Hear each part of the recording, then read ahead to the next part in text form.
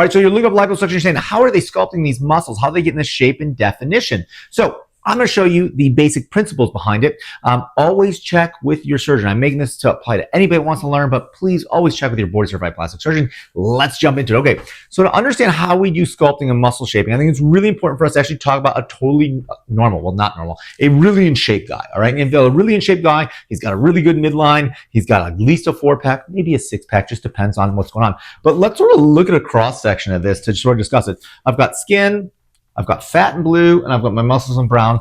Obviously, my colors have run out, so I've had to switch the colors. Okay, let's go through this. So when we see the muscles over here, we have these points that actually pull muscles down, and then we have bulges in muscles. And that's just mechanically, it helps things work a little bit better. That's as simple as we want to think about it. The pulled down part, or the little dip, it's called an inscription, okay? And the muscle bulge part is called the muscle bulge.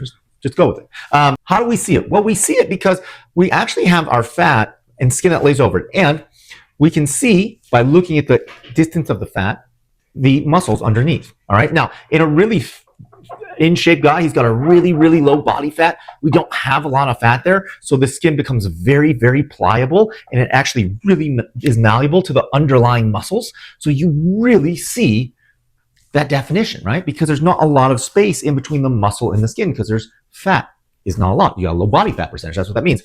Let's think about this the other way, though. Let's think about somebody that's like really overweight. They've gained a bunch of just weight from just life, and they've got a ton of fat in between the muscle and the skin. All right. The fat isn't as pliable. That skin can't really form to the muscle, and we can't really see the shape of the muscle that much because there's the fat in between it. And that's actually why as we gain weight, we can't see our muscles underneath it. Okay. Let's think about one other scenario, because this can actually happen to some people. Let's say you've got the guy that goes to the gym all the time, but he can't still see his muscles. His pecs look great, his biceps look great, but why not? Why can't he see it? What's going on? Because everybody collects fat in a little bit different pockets. And unfortunately for this gentleman, he's holding just a lot of natural fat pockets right over his muscle. So even though he's in really good shape, and even though his body fat percentage is really low, the definition on his tummy isn't there.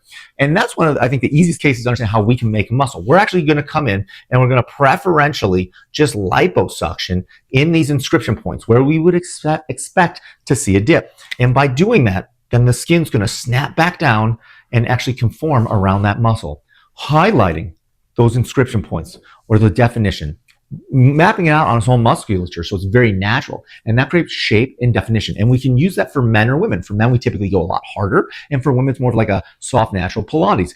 But that's how we sculpt muscles. It's about the fat layers in between the muscle and skin, and actually highlighting the natural anatomy to show the difference.